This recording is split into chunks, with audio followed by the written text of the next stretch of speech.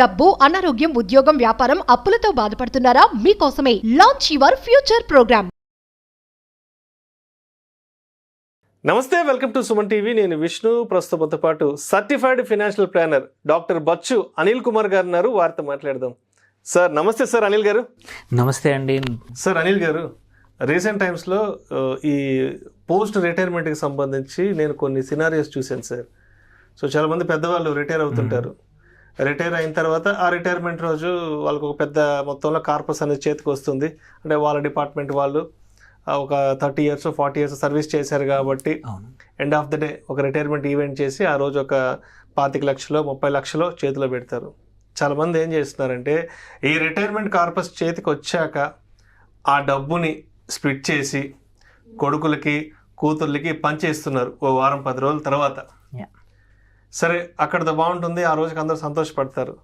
Long రన్లో ఏమవుతుందంటే ఎవరైతే రిటైర్మెంట్ అయ్యారో ఆ ఇంటి పెద్ద, సో లాంగ్ రన్లో ఆయన ఖర్చులకి, ఆయన ఇంటి ఖర్చులకి, ఆయన ఎక్కడికైనా ట్రావెలింగ్ చేయాలన్నా, లేదంటే ఆయన సతీమణి వాళ్ళకి ఏదైనా మెడికల్ ఎక్స్పెన్సెస్ కావాలన్నా ఆ రోజుకి వాళ్ళు ఇబ్బంది పడే పరిస్థితుల్లో రీసెంట్ టైమ్స్లో నేను చాలా చూశాను.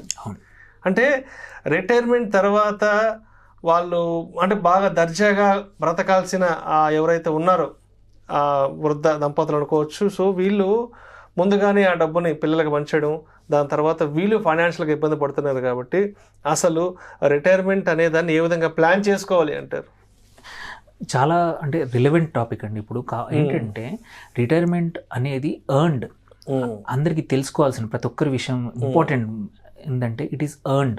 నువ్వు ఒక 30-40 సంవత్సరాలు కష్టపడి సంపాదించింది అనమాట. ఇది వేరే వాళ్ళ కోసం కాదు. లైఫ్లో స్టేజెస్ చూస్తాం మనము.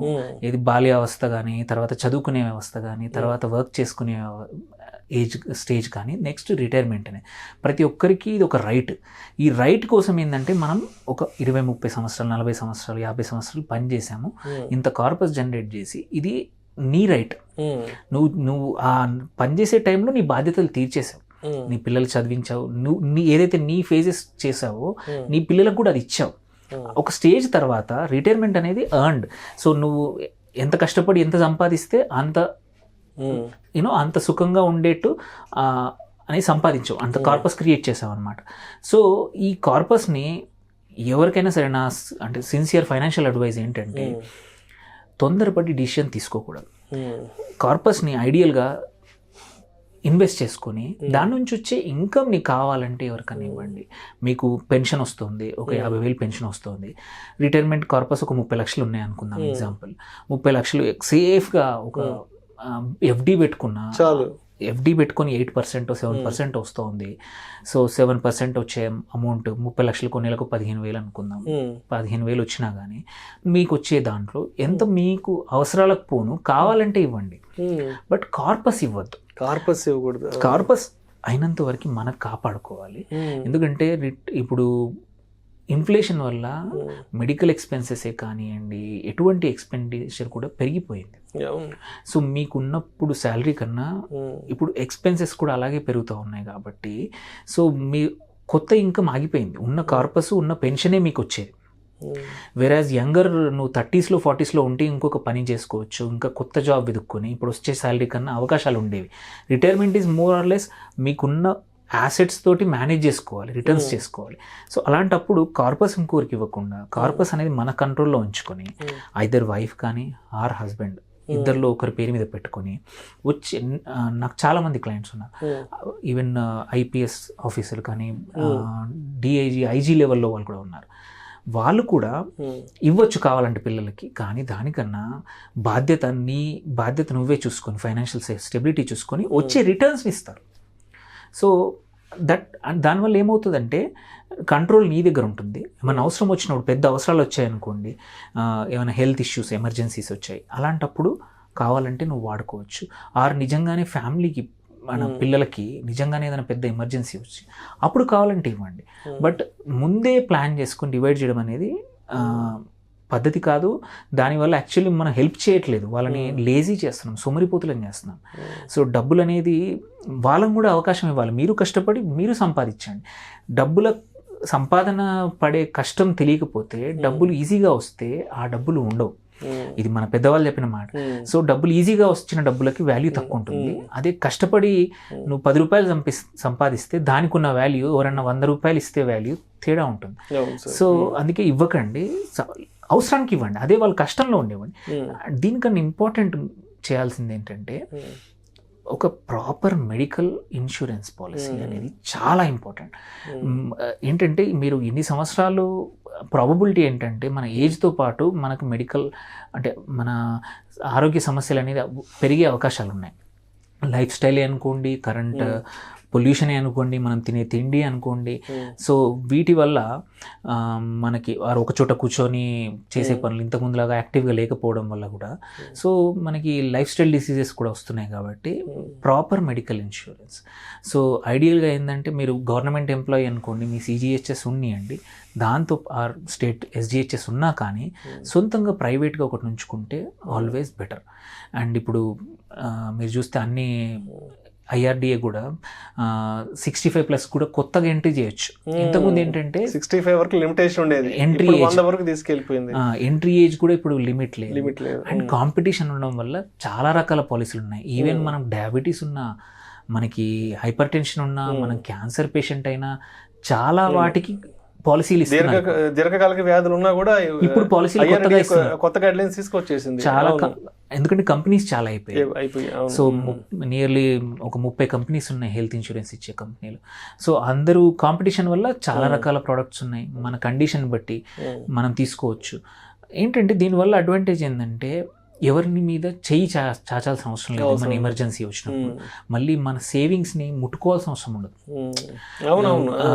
అండ్ దానివల్ల ఏంటంటే మీకు కాన్ఫిడెన్స్ పెరగడం వల్ల యాక్చువల్లీ హెల్త్ మంచిగా అయ్యే అవకాశం ఉంది. ఏదైనా ఇబ్బందులు ఉన్నా, సో నీకు ఒక మెంటల్గా బాధ లేదనుకోండి, మెంటల్గా బాధ లేని వాళ్ళు యూజువల్లీ కొత్తగా ప్రాబ్లమ్స్ లేకుండా ఎక్కువ రోజులు బతకగలుగుతారు.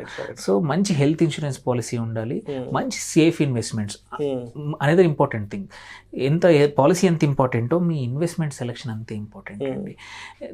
పేరు లేని కంపెనీస్లోనూ ఇన్వెస్ట్ చేయడము, హయ్యర్ ఇంట్రెస్ట్ రేట్లు వస్తున్నాయని, ప్రీమియం తక్కువ అని, ఇయర్లీ ప్రీమియం తక్కువ అని, ఇట్లాంటి వాటికి రిటర్న్స్ ఎక్కువ వస్తున్నాయని ఎక్కడో డిపాజిట్లు పేరు లేని బ్యాంకుల్లోనూ పేరు లేని ఫైనాన్స్ కంపెనీస్లో పెట్టడం వల్ల ఏమవుద్దంటే అవసరానికి డబ్బులు రాకపోవచ్చు. ఇంకో టెంప్టేషన్ చాలా మటుకు ఏంటంటే డబ్బులు అడుగుతూ ఉంటారు, వడ్డీకి ఇస్తూ ఉంటాం. సో ఎక్కువ వడ్డీ వస్తున్న చోట ఎప్పుడూ రిస్క్ ఎక్కువ ఉంటుంది. సో మన అవసరాలకు వాళ్ళు ఇవ్వకపోవచ్చు. సో అందుకే బెటర్ ఏంటంటే మీరు కొత్తగా సంపాదించట్లేదు కాబట్టి, వెల్త్ క్రియేట్ చేయట్లేదు కాబట్టి, అడిషనల్గా డబ్బులు రావట్లేదు కాబట్టి ఉన్న వాటిని సేఫ్ ఇన్వెస్ట్మెంట్స్ చాలా ఉన్నాయి. సీనియర్ సిటిజన్స్కి బ్యాంక్స్లో కూడా హయ్యర్ ఇంట్రెస్ట్ రేట్ ఇస్తారు. మంచి మంచి స్కీమ్స్ ఉన్నాయి. సీనియర్ సిటిజన్స్ సేవింగ్ స్కీమ్ అని సెంట్రల్ గవర్నమెంట్ది ఉంది. 15 లక్షల వరకు పెట్టుకోవచ్చు ఒక్కొక్కరికి. హయ్యర్ ఇంట్రెస్ట్ రేట్ ఉంది.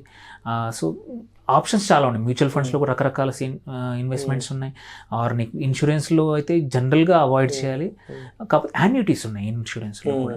సో అది ఇంకొక రకమైన మెథడ్. యాన్యుటీస్లో వచ్చిన కార్పస్ని ఒక యాన్యుటీకి తీసుకెళ్ళిపోయి, సో అంటే దానివల్ల ఏంటి, నువ్వు డబ్బులు ఇన్సూరెన్స్ కంపెనీకి ఇచ్చేసి సింగిల్ లైఫ్ తీసుకోవచ్చు, జాయింట్ లైఫ్ తీసుకోవచ్చు.